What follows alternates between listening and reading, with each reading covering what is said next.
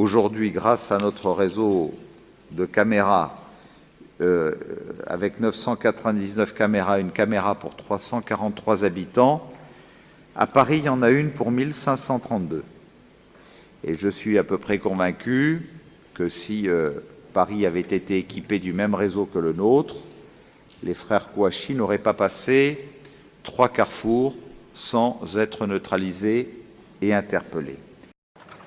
Le camion remonte la promenade des Anglais à vive allure sur 2 km. Si Paris avait été équipé du même réseau que le nôtre, les frères Kouachi n'auraient pas passé 3 carrefours sans être neutralisés et interpellés. En remontant l'avenue, le poids lourd renverse des dizaines de personnes sur son passage. Cette attitude d'unité qu'attendent de nous les Français pendant ces jours-ci, face aux angoisses qu'ils ont pu vivre.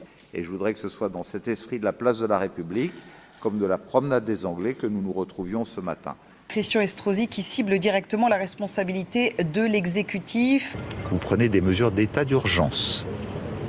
Ça veut dire que vous êtes censé regarder quelles sont les armes préconisées par l'ennemi pour vous abattre. Et que vous prenez donc toutes les précautions pour pouvoir contrecarrer l'utilisation de ces armes.